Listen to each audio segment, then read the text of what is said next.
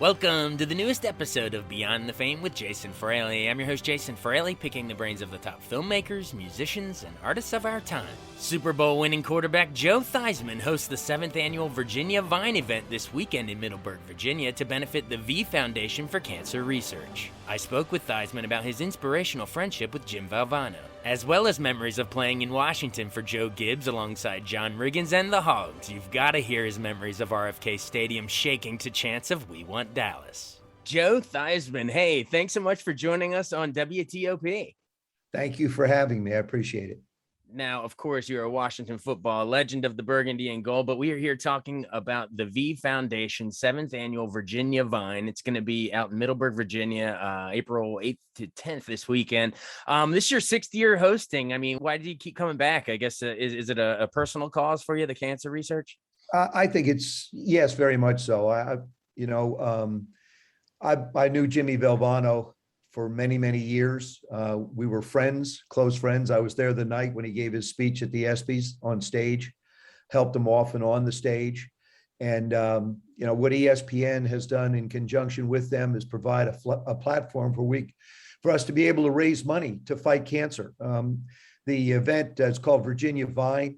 Will be out in Middleburg on actually the weekend, the 8th, 9th, and 10th of April.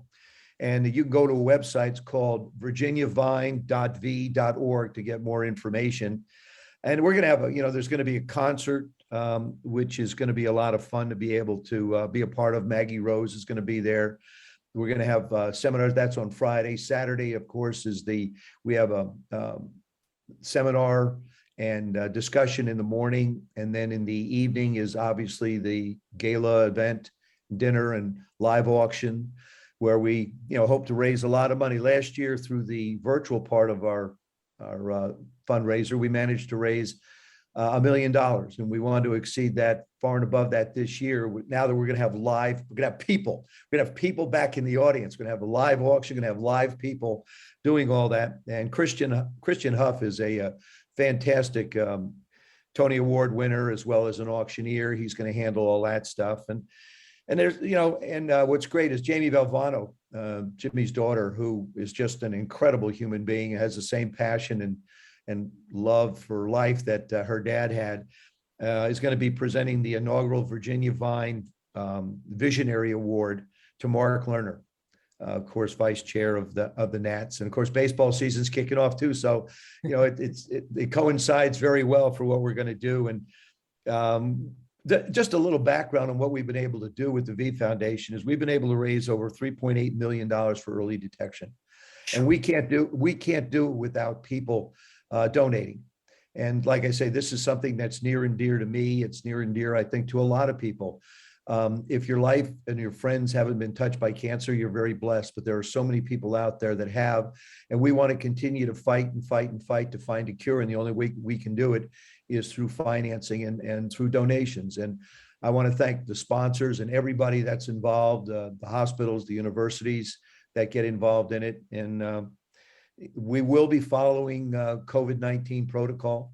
Of course, you never quite know what that is. There's a few days left, so you never know, it might change or something. But I really appreciate the chance to be able to talk about it. And like I say, this is my 6th year of the 7th we've had. So I appreciate the chance to be able to try and help as much as I can. Now, when you go down, I mean, you mentioned it's a 3-day, event. When you go down to Middleburg, do you just make a weekend of it? Is that what our listeners should do? They plan on, staying there? Well, actually, where exactly is it, by the way? Well, some of the events are at the Salamander, some are at the Stone Tower Winery. If you go to the website, it'll sort of direct you to the different places that you can go. I host the dinner. I try and make the other functions, the concert, and we have a breakfast on Sunday morning as well. So it's a full weekend. It's $1,500 per person for everything. And remember that it's a donation that goes to cancer research. And then for a single day, it's $500. But it's a terrific event. It's a lot of fun. The entertainment is terrific. Like I said, when you think of the cause, I grew up in South River, New Jersey, and Jimmy Valvano went to Rutgers, which was in New Brunswick, which was 20 minutes away. Right down the street. I knew of Jimmy Valvano when I was in high school. And we became friends after that. Of course, what he accomplished at North Carolina State and the different places he did, and what a fantastic storyteller. And Jamie, his daughter, is just, she has really taken the bull by the horns and gone forward and done everything she can. And it's just a great organization. The V Foundation has a wonderful group of people and doctors and scientists continuing to work hard. But yeah, you can make a weekend of it. You can just come for a day or so, whatever you'd like to do. We'd love to have you stop out. Oh yeah, and thanks for speaking to Jim Valvano. Just his legacy too. That whole "don't ever give up" spirit is. I mean, even last night I'm watching March Madness. That one shining moment, and his imprint is just all over that tournament. That underdog run that they did. Yeah. Were you just inspired watching him? Having been from your home state. I mean, was his whole "don't ever give up" thing just inspiring for? I mean, like a hometown hero kind of a thing. Well, I mean, we didn't really know one another. I knew of him, and Right. of course, I don't think he ever knew of me. I was in a little tiny town about a mile square, but I just followed him. And after we got, he went on to coach, and I went on to play ball. We'd run into each other. We were represented by the same speakers bureaus as we traveled through life. Our paths would cross quite a bit. But he's such an inspiration. I actually carry his speech with me. I physically have the speech with me. It's an inspiration. I read it, so often. He asks you to think. He asks you to laugh. He asks you to bring your emotions. Those are the three things that he talked about, and really he talked about being able to do things. I mean, when he stood at that stage, you would have never known that the man was dying of cancer, but yet all you saw was this vibrant, intense human being with a passion for life. And that's what, really with what we want to do with our research is give people that hope and that passion for life to be able to live every day to the fullest that you can, and take care of the ones that you love. And really, like I said, if your life hasn't been touched, and I don't know how many people, I can't imagine the percentage is large that haven't been touched in some way, shape, or form with cancer. I almost call it an insurance policy. If it does happen in your life, wouldn't you like to know that there's something there being done to try and affect your life or a friend's life or a family member's life? And that's really what we're trying to do with the V Foundation. Oh yeah, I mean, I lost a grandfather to cancer. I'm sure everyone listening has been touched by it. And if you have a second, pull up that Jimmy V speech on YouTube, and the three things to do every day. It gives you goosebumps every time. That's so cool. You carry it with you every time. Just like I say, sometimes when things get so crazy in my life, I just take a step back and just read the entire speech. Like I said, I was there that night. I had the privilege to help Jimmy off and on the stage, and sat right there and watched him, perform magic. And what ESPN has done, getting behind it, is so incredibly wonderful. And we really want to get the word out more and more to people that the V Foundation needs the donations to be able to continue the research that we're doing. Absolutely. Well, hopefully people listening to this will buy some tickets, and that will go to the fundraising for sure. Look forward to seeing them. Yeah, definitely. You got time for some football questions? I love that. Absolutely. All right, definitely. Well, you mentioned, growing up in New Jersey. Remind our listeners, is it true you played in high school with Drew Pearson, for your future rival on the Cowboys? Drew was my wide receiver in high school. As a matter of fact, the first pass Drew caught was like a 65-yard touchdown pass. And it was really funny. I went to his induction into the Hall of Fame, and like we've been friends for over 50 plus years.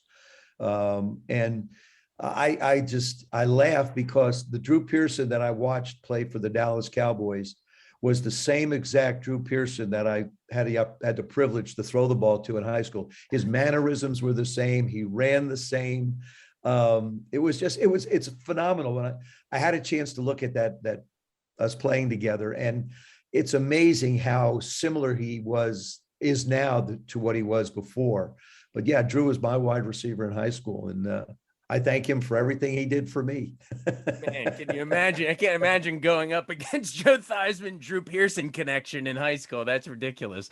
All right, well then from there, you get the scholarship to Notre Dame, iconic school. So cool you got to play there. I believe you guys lost to Texas in the Cotton Bowl in like 70, but then you came back and beat them again in the Cotton Bowl Right. again in 71. Yeah. Just memories of the college days. And I know you were in the Heisman race. And is that when you changed from Theismann to Theismann? Well, actually, everybody, Was that everybody says that's apocryphal?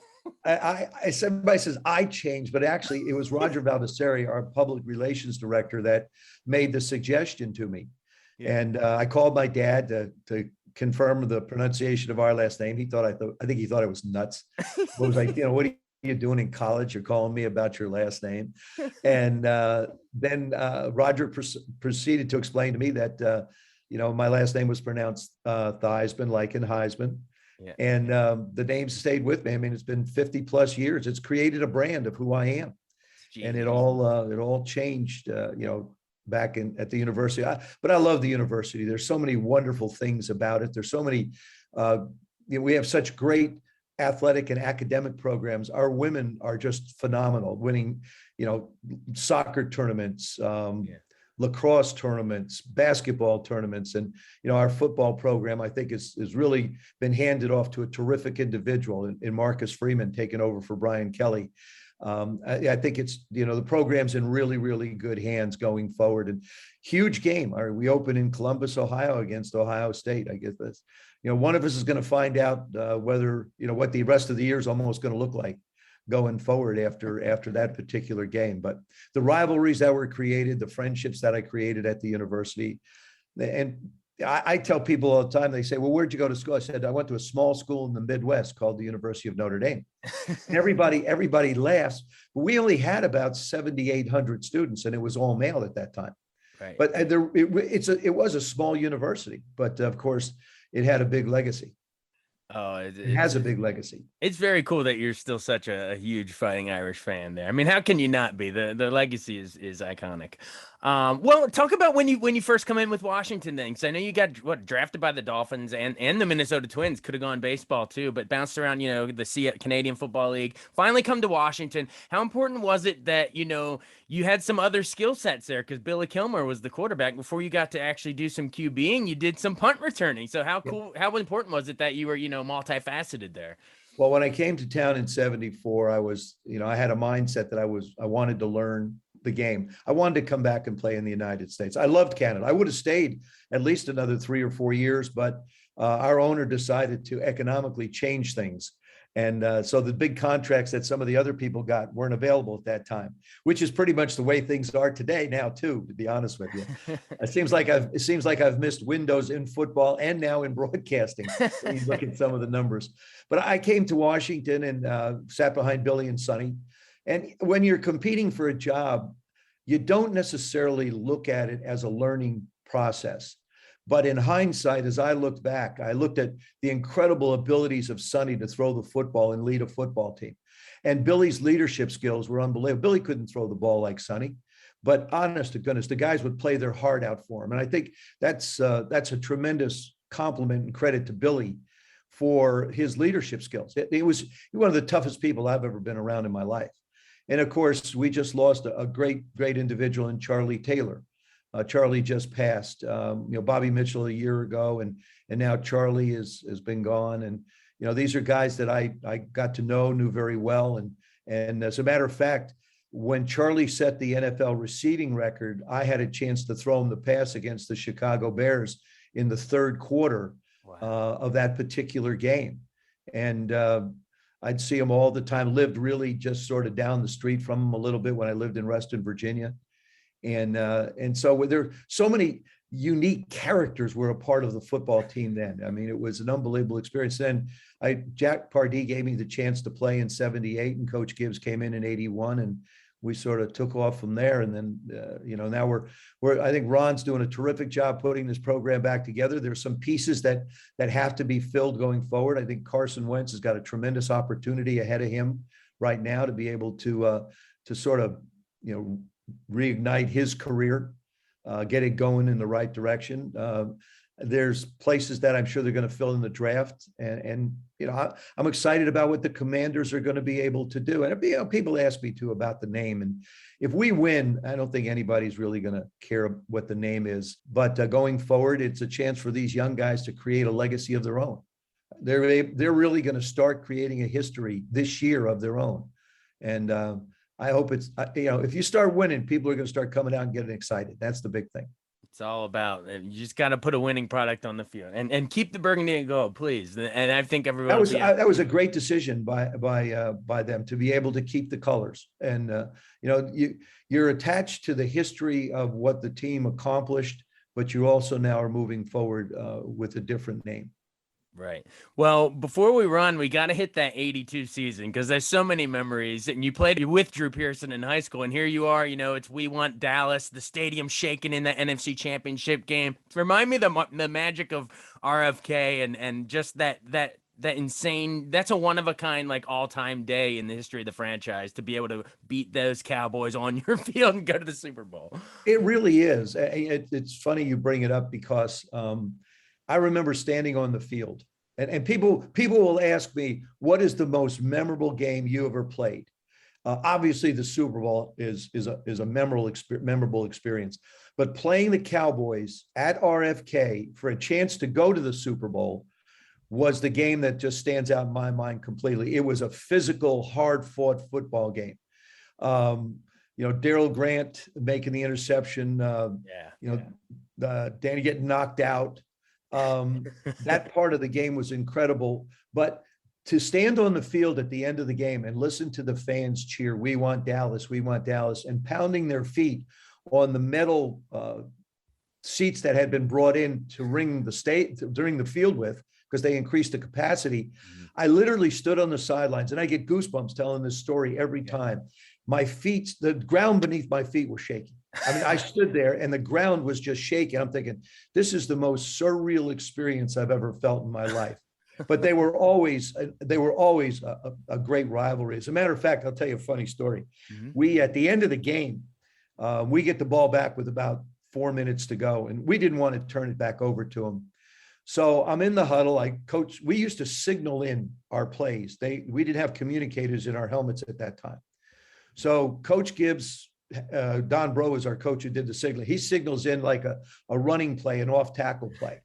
So I step in the huddle and I go spread right, 60 gut or 50 gut. And Russ Grimm, my right guard, goes, "No." I said, "What do you mean no?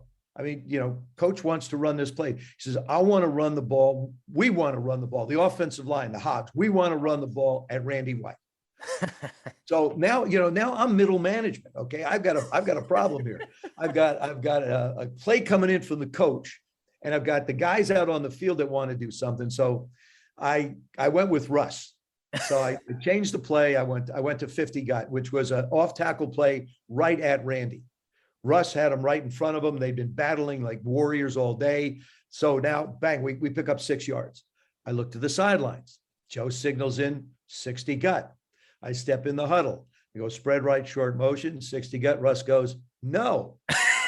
I said, "Okay." Oh, Coach Joe. want to run 50 gut. I said, "Fine, no problem." Okay, 50 gut, first down. Finally, I look to the sidelines and I get the hand wave. It's like, "Go ahead." And I think we ran 11 straight 50 guts at Randy. And It was purely to run at him. And that was the guys, our 5 guys up front, just and Doc and Donnie the same way. They just took the game over at the end of the game. Of course, John was incredible. I mean, having a chance to play with John was just an experience and a half. I mean, John was a character's character. He was still is today. He's one of the funniest guys I know. But when it came to his work ethic, when it came to running the football, man, he was just a load to deal with. I watched him real quick. We're playing the Detroit Lions up in Detroit, and they had a defensive back, kid from Notre Dame by the name of Luther Bradley, and it's like 3rd and goal on the 1. And so we get in our goal line formation. I hand the ball off, and there's a pile of people. And John goes in and he hits Luther, but I can't see him hit him because there's people between myself and where John winds up. Yeah. But all I see is Luther's helmet pop up in the air. and I'm thinking, my God, he killed him. John just killed a guy. The guy's head popped off. His head popped off. He did the same thing to a guy by the name of Jimmy Johnson for the Rams. He hit him in the chest.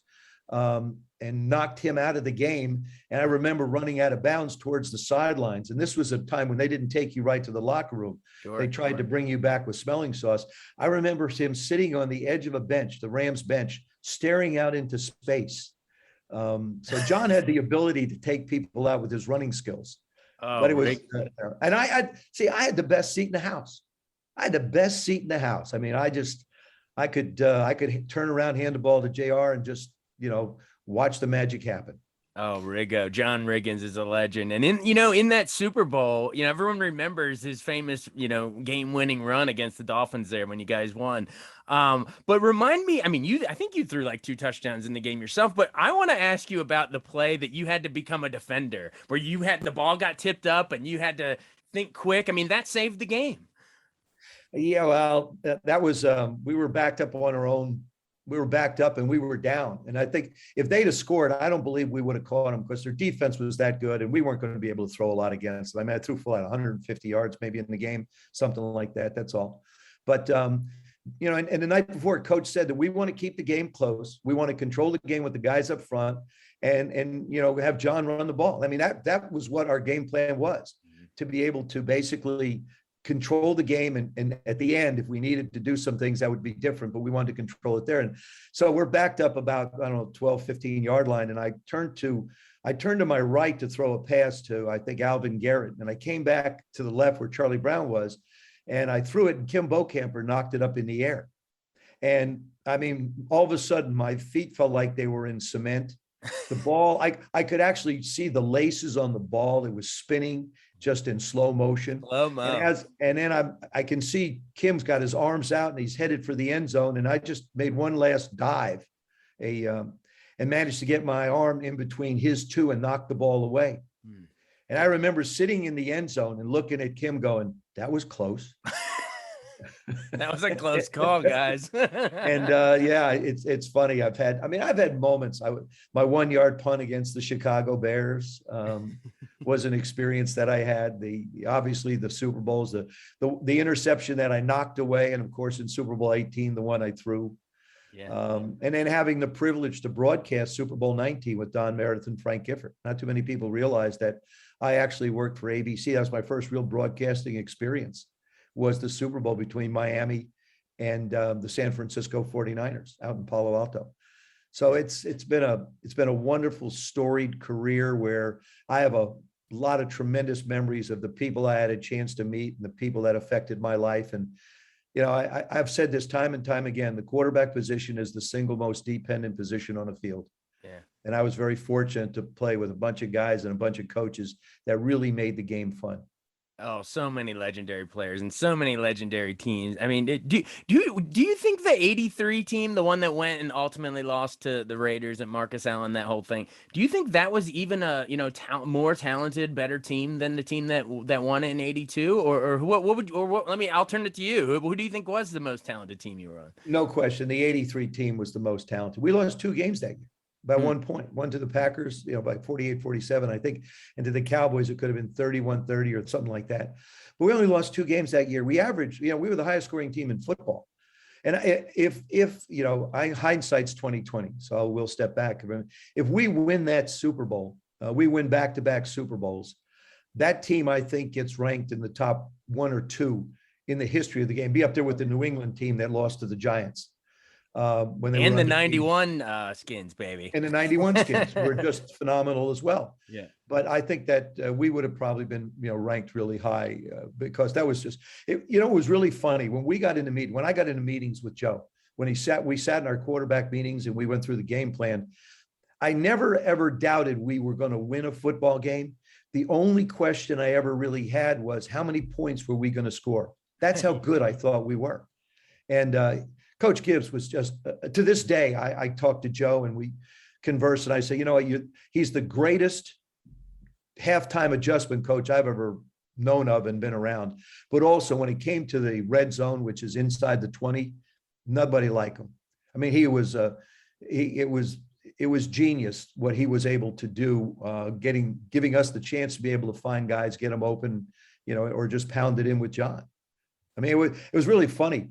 We used to get down around the goal line with John and Joe Bugle and, Joe's passed on, but left a great legacy with his guys, the Hogs. We used to draw up plays, and Buggs would simply say to John, "We're going to block 10. You have to run over the 11th." That's basically, that's basically what happened. I mean, we blocked 10 and John took care of the other one. But so many wonderful memories. Oh, I can just tell you're just smiling talking about all these memories. It's fantastic. Well, before we run, I got to ask the thing you've probably been asked a million times, the end of the career, the Lawrence Taylor play, Monday Night Football. What was it, November 18th, 1985? Right. Just memories of that. And just, do you ever, all these years later, do you look back and say, dang, I could have accomplished so much else after that? Or in a way, do you look at it as, the one door closing, another one opens to a broadcasting career? Like, how do you look at that pivotal moment in NFL history? When it happens, I wanted to continue to play. I mean, it was frustrating not having a chance to play. But when you look back, I think at things in life, I'm not a rear view mirror guy. Right. I sort of like to look out the windshield and see what's out in front of me. And I'd already had the experience of broadcasting a Super Bowl, and I was hoping to get into broadcasting. I spent 2 years at CBS before I went on to ESPN. So I just, wanted to move, I guess, to the next phase of my life. I didn't feel like I was done. Up until I was 50 years old, when I was in broadcasting, I used to go to different places, San Diego, Cleveland, the Rams, different teams, and I would throw defensive drills. I would go out and throw the ball around with everybody. And so it was still in me. Phil Simms and Boomer Esiason used to give me a hard time and say, "Joe, man, it's over. Let it go. Let it go." But I just never could let it go until I hit 50. Yeah. And then it was like, which looks like Tom Brady might get to 50 and still keep going too, which is funny. Which is insane. But I just looked at it as a tremendous, I had a blessed career, had a chance to experience a lot of wonderful things and make some great friendships. I still love the game with a passion. I still love doing our preseason games. And it'll be interesting to see what our Commanders are going to look like. You look at this division, you look at the AFC West, for example, with all those young quarterbacks and those teams that have just added a lot of people. And then you go to the NFC East, and it's like, it's going to be equally as competitive, but it doesn't have the same kind of, advertised star power that the AFC West has. But I think we have a chance to be competitive. It's just, our defense has got to play better than it did a year ago. Carson's going to have to step up and be the guy that threw 27 touchdown passes, only 7 interceptions. I mean, for the last 5 years, I believe he's had, or 5 of the last 6, he's had a 4-to-1 touchdown interception ratio. So, it's there. And it's a great opportunity for him, like I said. And I think these guys are going to be ready with the new uniforms, and they're going to look cool out there too. I hope so. And yes, you nailed it. Our defense has to, we had Chase Young had that amazing rookie season, as well as the rest of the D line. And then we took a step back last year. And I don't know what was happened, whether people were freelancing and not playing the scheme or what. I don't know. We'd have to ask Ron Rivera, but I want to see everyone rallying around the ball again. And I want to see Ron throwing some David and Goliath stones at the wall again. Let's get fired up again, man. It'd be exciting to get everybody up off their chairs and up off their seats and being able to cheer. And like I said, it's, when you put the product out there, everybody's going to get excited about it. And that's what we're hoping for this year. Absolutely. But before that, that'll be in the fall. But right now, most importantly, come check out Joe Theismann at the V Foundation's 7th annual Virginia Vine event out in Middleburg, Virginia. It's going to be April 8th to 10th. Again, it's for the V Foundation's fight against cancer, which has raised $3.8 million in early detection research here. So your ticket price will go to a good cause there. Joe Theismann, the legend. Thanks so much for joining us. This was great. It was great visiting with you. Thank you. Take care, and hope to see everybody out there. Thanks so much for joining us on Beyond the Fame with Jason Fraley. Remember to hit the subscribe button and give us a 5-star rating if you like what you hear. We'll see you next time.